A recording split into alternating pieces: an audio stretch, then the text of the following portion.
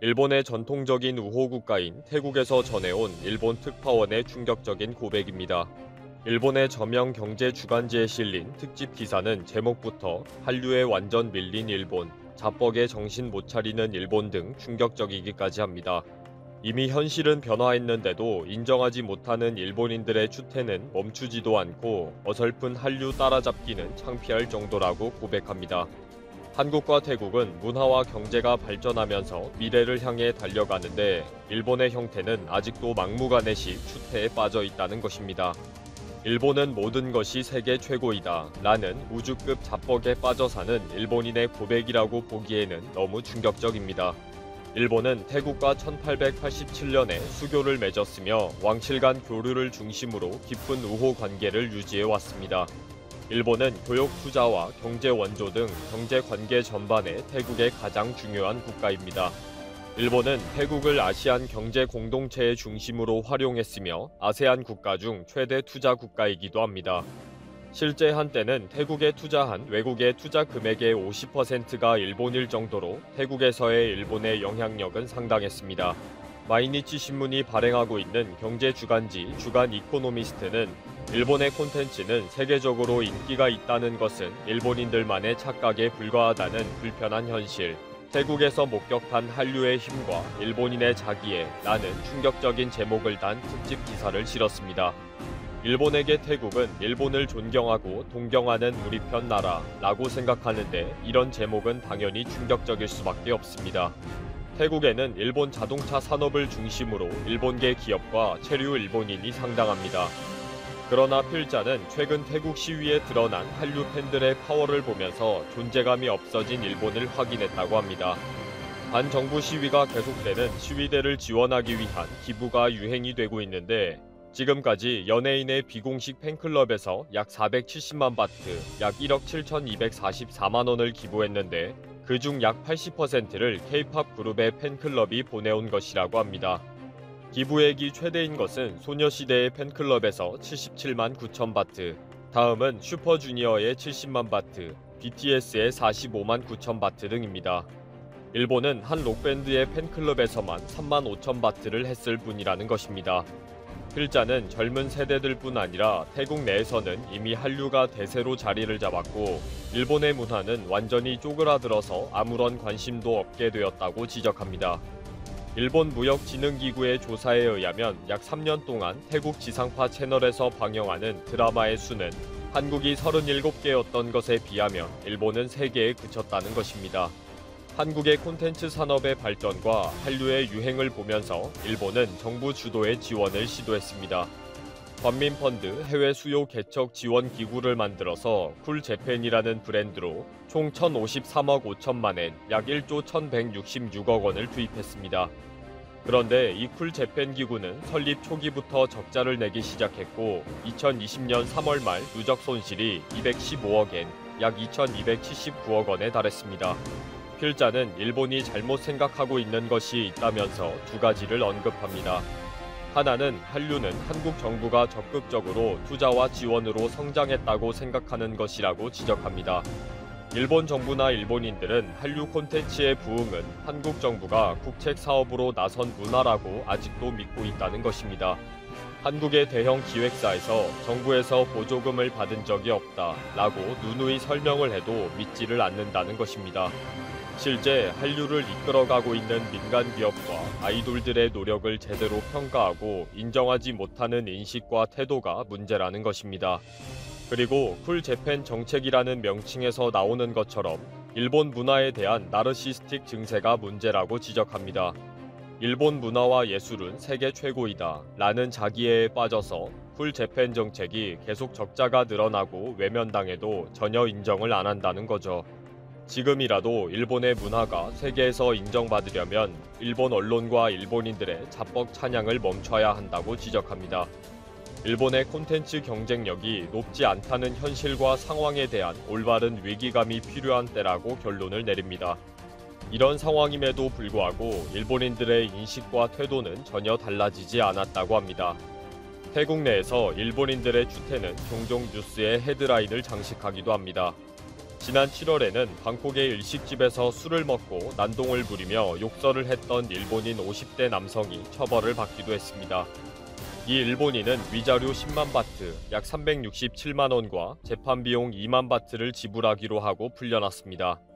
이 피고 일본인 남성은 일본으로 돌아갔고 지금까지 지불하지도 않고 연락 두절 상태가 되었습니다.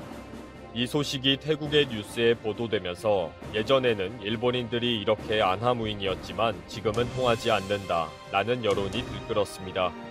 태국에는 일본계 제조업의 밀집 지역이 많아서 2018년 기준으로 75,647명이 체류하고 있습니다. 그러다 보니 방콕의 유흥가에는 일본인들을 위한 가게들이 성업했고 밤마다 술에 취한 일본인들의 고함 소리와 추태가 매일 벌어졌습니다. 일본인들이 태국 여성들을 임신시켜 놓고는 일본으로 도망쳐버리는 일들이 계속 발생하면서 사회 문제화 되기도 했습니다. 일부 몰지각한 한국인들이 베트남이나 필리핀에서 사고친 사례가 떠오르는 형태입니다. 그런데 2020년 현재 태국도 발전했고 젊은 세대와 사회적 인식이 새로워졌는데도 일본인들의 추태는 아직도 계속되고 있다는 것에 대해 분노를 하는 것입니다.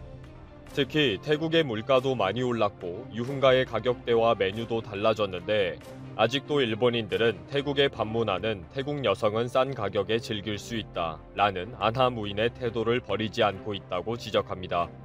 푼돈으로 태국 여성을 장기 계약하던 시절과 소문을 지금까지도 믿으면서 푼돈으로 즐기러 오는 일본 남성들의 몰상식한 태도는 계속되고 있다는 것입니다.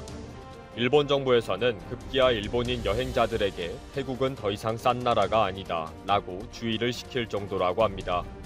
또 일본인 남성은 더 이상 특별하지 않으며 한류로 인해서 한국인 남성에 대한 호기심과 존중이 높아졌는데도 불구하고 막무가내식으로 폭군 행세를 한다는 것입니다. 일본인에 대한 특별한 동경은 사라졌다고 누누이 설명을 해도 인정하지 않기 때문에 태국 현지에서 관광객들과 충돌이 종종 일어난다고 합니다. 한 예로 서양인들과 한국인들은 태국인들과 만나면 무엇을 먹을 것인지 먼저 물어본다고 합니다. 그런데 일본인들은 무조건 일식집으로 데리고 가서 맛도 있고 분위기도 좋으니 기쁘지 라는 태도를 보인다는 것입니다. 일본인이라면 다 감동받을 줄 아는 태도가 아직도 있다는 거죠. 태국에서 한류의 인기가 높아지고 일본과 일본 문화, 일본인에 대한 냉담한 인식을 바라보는 일본인들의 반응은 복잡합니다. 아직도 국책 프로젝트다, 반지하에서 살고 있잖아, 국교 단절하자 등 말도 안 되는 댓글도 있지만 대체로 한류는 전 세계적이다, 일본은 애니메이션 말고 없다, 일본 언론이 정직하지 못했다, 창피하다 등으로 인정하는 댓글이 더 많을 정도입니다. 섬나라 일본은 지금이 2020년인지 알고는 있는지 모르겠습니다. 시대가 발전해도 헛소리하는 것은 하나도 변하지 않으니까요. 일본 정부는 만약 한국이 신종 코로나 바이러스 감염증 검사 키트를 지원할 경우 성능 평가를 거친 후 사용할 수 있다는 입장을 내놓았다. 28일 아사히 신문에 따르면 후생노동성은 한국이 유전자 증폭 검사 키트를 일본에 지원한다면 사용하기 전 국립감염증연구소에 성능 평가를 해야 한다고 밝혔다. 한국의 검사 키트를 구체적으로 파악하지 못하고 있기 때문에 이를 의료 현장에 투입하기에 앞서 자국에서 실시하는 PCR 검사와 동등한 수준의 정확도가 있는지 확인하겠다는 것이다. 양국의 코로나19 검사 키트 협력 방안과 관련해 일본 정부는 한국에 공식적으로 지원을 요청하지 않았고 한국 정부도 지원을 검토하지 않는 것으로 알려진 상황이다. 앞서 아사히는 26일 한국 정부 고위 관료의 발언을 인용해 한국 정부가 일본의 검사 키트를 지원하는 것을 검토하고 있다고 보도했다. 이와 관련해 한일관계 소식통은 일본 정부가 한국에 코로나19와 관련한 공식 지원을 요청한 바 없으며 한국 정부도 지원을 전제로 한 검토는 하지 않고 있다며 해당 보도를 부인했다. 일본 정부 대변인인 스가 요시히데 관방장관도 전날 기자회견에서 한국 정부와 지원에 관해 구체적으로 논의한 바 없다고 말했다. 아울러 한국 외교부는 일본에 마스크를 지원하겠다는 의사를 전한 적도 없다고 밝혔다. 27일 국내 한 언론은 한국 정부가 제1교포 사회의 유력 인사들을 통해 일본 자민당 등 관계자들에게 마스크를 지원할 수 있다는 입장을 전달했다고 보도했다. 이에 외교부는 같은 날 주일한국 대사관에서 최근 교민 단체를 면담, 향후 지원 가능성을 열어놓고 우리 재외동포의 마스크 수요를 파악한 바 있다면서도 우리 정부 차원에서의 일본 정부에 대한 마스크 지원 타지는 없었다고 설명했다.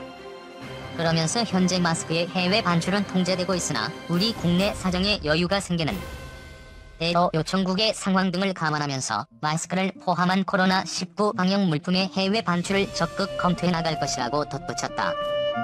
한국산 진단키트를 거절했다가 이제는 2배 가까운 돈을 주어도 구하기가 힘들어지고 있기 때문입니다. 이미 덴마크 보건장관이 한국산 진단키트 제안을 거절했다가 대국민 사과를 한 바 있었습니다. 지난 3월 우리나라 업체 오상 헬스케어는 페루에 진단키트 50만 개를 개당 35불에 주겠다는 제안을 했다고 했습니다. 하지만 페루는 한국 업체의 제안을 거절하고 중국산 진단키트를 대거 구입했습니다. 그런데 중국산 진단키트에서 불량이 계속 나오며 급기야 음성으로 진단받은 국회의원까지 생명을 잃게 되었습니다. 페루는 뒤늦게 다급히 한국산 진단키트를 주문했지만 이미 너무 늦어버렸습니다. 최근 전 세계 나라들이 한국산 진단키트를 찾아보니 물량이 딸려서 받을 수 없는 상황이 되어버린 것입니다. 오상 헬스케어는 최근 미국 FDA 승인을 받아서 현재 세계 30여 개국으로부터 수주한 진단키트 물량이 벌써 1000만 개가 넘었습니다. 현재 미국, 브라질, 러시아, 이탈리아, 루마니아, 모로코, 쿠웨이트, 아르헨티나 등에 공급하고 있다고 했습니다. 가격도 개당 35불에서 60불로 올랐습니다. 페루의 한 시사 고발 프로그램이 이 같은 내용을 폭로하자 페루 국민들의 분노는 극에 달했습니다. 페루는 지금 남미에서 확진자가 브라질 다음으로 많을 정도로 최악의 상황이 되고 있습니다. 27일 기준 확진자 수는 27,517명으로 3만 명에 육박해 가고 있고 728명이 생명을 잃었습니다. 페루는 첫 확진자가 나온 지 열흘 만인 지난달 16일 국가 비상사태를 선포하고 전국민 자가격리령을 내렸습니다. 생필품 구입 등을 위한 제한적인 외출만 허용하고 격리 위반자는 가차없이 처벌했습니다. 외국에서 오는 항공노선도 모두 폐쇄하며 엄격한 봉쇄 조치를 취했습니다.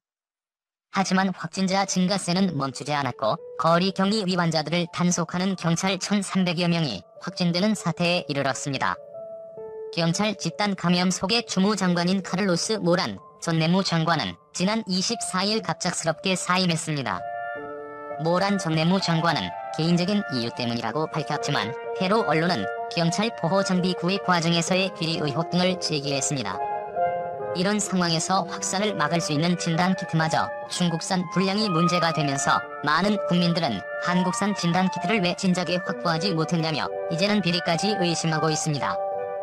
페루와 같이 국민들에게 왜 한국산 방역 물품을 확보하지 않느냐고 비판받는 나라가 있습니다. 아사히 신문은 지난 25일 한국 정부 관계자의 말을 인용해 한국 정부가 검사 장비와 함께 마스크 제공과 의료진 파견을 포함한 지원 방안을 고려하고 있다라고 보도했습니다. 다만 지원은 한국 내 대일 감정을 고려해 일본 정부가 요청하는 경우를 전제로 두고 있다고 했습니다.